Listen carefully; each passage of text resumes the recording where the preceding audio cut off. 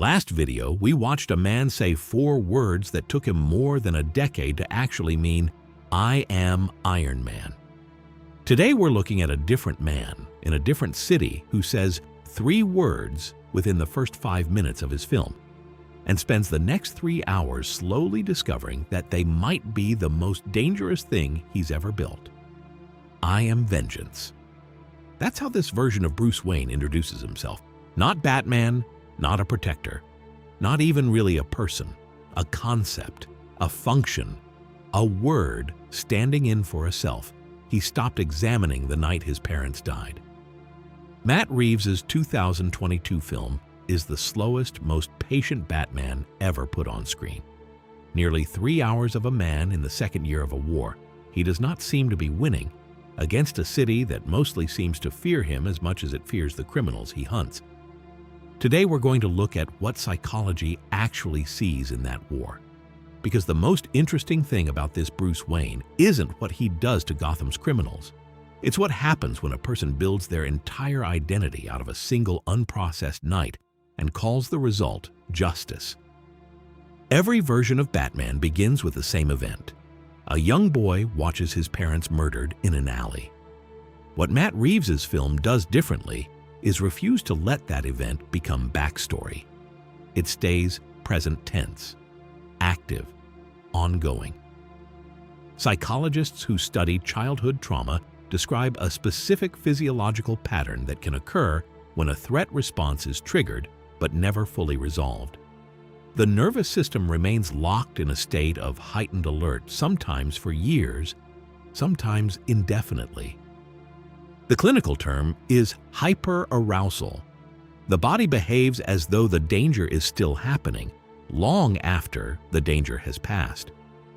This version of Bruce Wayne is visibly, physically living inside that state. He doesn't sleep. He eats almost nothing. He moves through his own mansion like a stranger in it.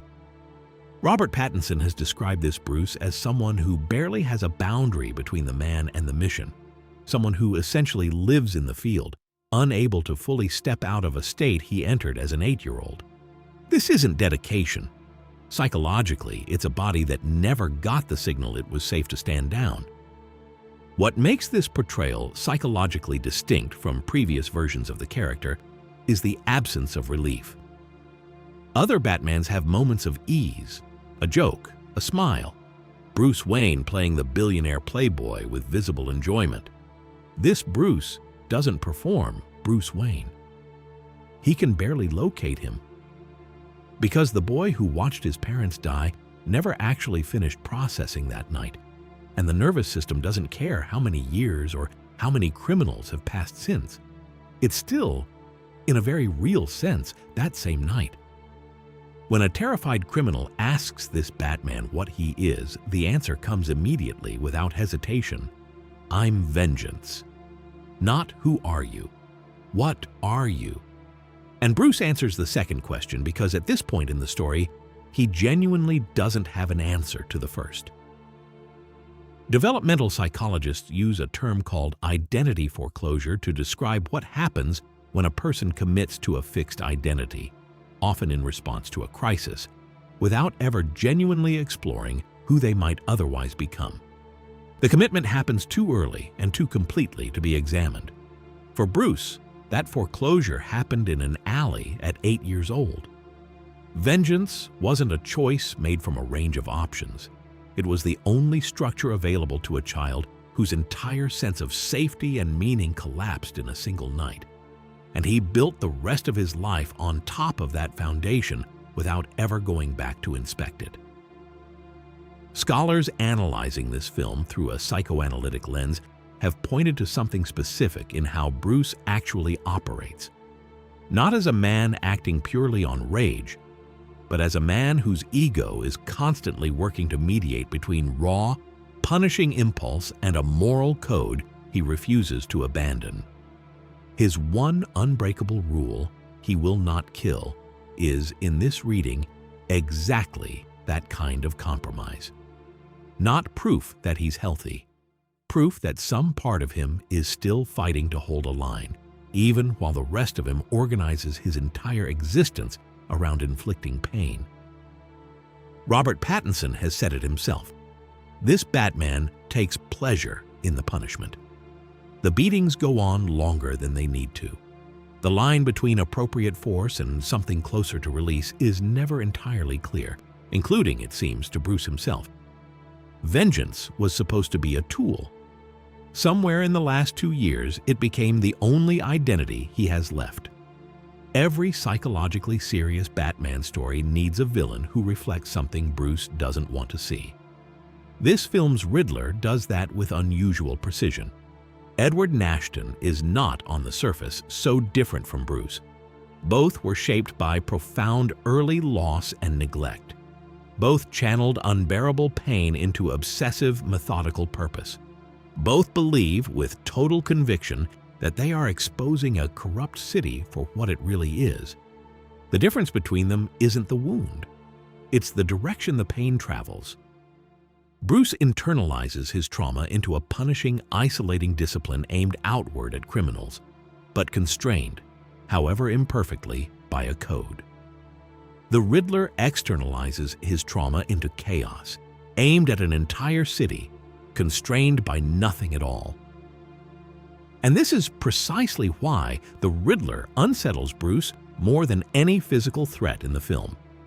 When Nashton looks at him, genuinely, delightedly, as though greeting a kindred spirit, and effectively says, "We are the same," Bruce cannot simply dismiss it. Because on a purely structural level, the Riddler isn't wrong. 2 boys, 2 abandonments, 2 adults who built their entire adult identity around a single unprocessed injury. One calls it justice, one calls it vengeance too, in his own way. The line separating them is thinner than Bruce has allowed himself to examine. This is the psychological function every effective villain performs when they're built correctly. Not simply an obstacle to defeat, but a preview.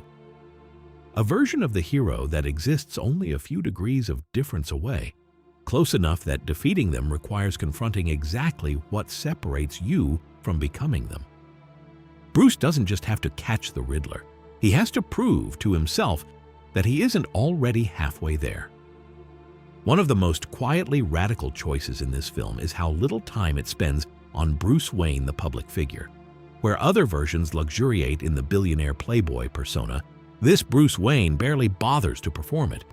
He's reclusive, gaunt, uninterested in the world that his name and fortune should open to him. Psychologists working from Jungian frameworks describe something called the false self, a constructed persona presented to the world that stands in for a more vulnerable, authentic self the person cannot safely expose. In most Batman stories, Bruce Wayne is the false self, and Batman is the truth underneath it. The mask comes off to reveal who someone really is. This film inverts that structure in an unsettling way. Bruce Wayne isn't a mask Batman wears to move through society. Bruce Wayne is barely there at all anymore. Robert Pattinson has described this version as someone with almost no boundary between the personality and the mission. Someone who is, in his words, becoming a genuinely odd creature the longer this continues. That's a precise psychological observation, whether or not it was framed clinically. When a coping identity is maintained intensely enough, for long enough, without examination or rest, it stops being something a person does. It becomes the only thing they are. This is why Alfred's presence in the film matters more than it might initially seem to. He isn't just support staff. He's one of the only remaining threads connecting Bruce to the boy who existed before the alley, the only person who remembers, and occasionally insists on saying out loud, that Bruce Wayne was a real person once, and still technically is. Losing that thread entirely is the quiet horror underneath everything else in this film. By the film's final act, Gotham is in genuine crisis, flooded, terrorized, its most vulnerable people paying the price for a plot Bruce failed to see coming until it was almost too late. And in the wreckage, something shifts in him. "Vengeance won't change the past," he says. "Mine or anyone else's. I have to become more. This line is doing significant psychological work, and it's worth being precise about what's actually happening in it. Bruce isn't abandoning the mission. He's abandoning the specific psychological function the mission had been serving. Punishment as a way of metabolizing grief that punishment was never actually capable of resolving. He reaches for a different framework entirely. Our scars can destroy us, he says, even after the physical wounds have healed. But if we survive them, they can transform us. They can give us the power to endure.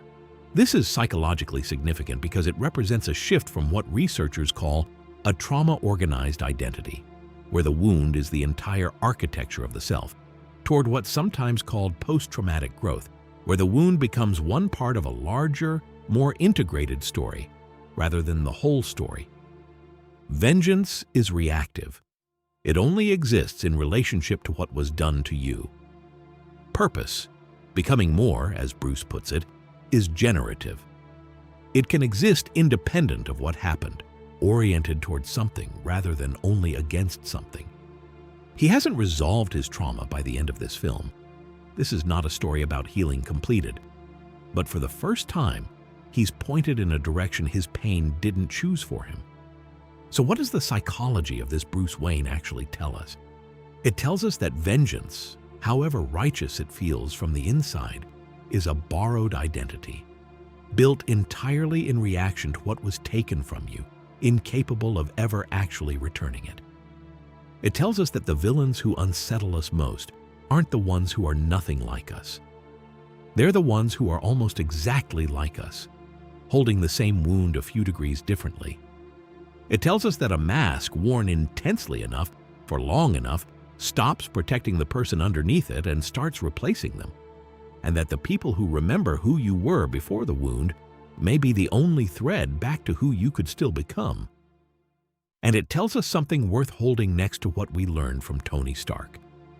Two men, two catastrophic losses, two identities built entirely out of coping mechanisms mistaken for character. One learned to build things to survive helplessness, and eventually learned to build other people up instead of only himself. The other learned to punish, and by the end of one very long night, is only just beginning to ask whether punishment was ever actually the point. Same wound, different direction. That difference is worth paying attention to. In film and everywhere else, it quietly shows up. Next time on Real Psychology, we're returning to a name that's come up more than once on this channel, but has never had a video of his own. Subscribe so you don't miss it. I'll see you there.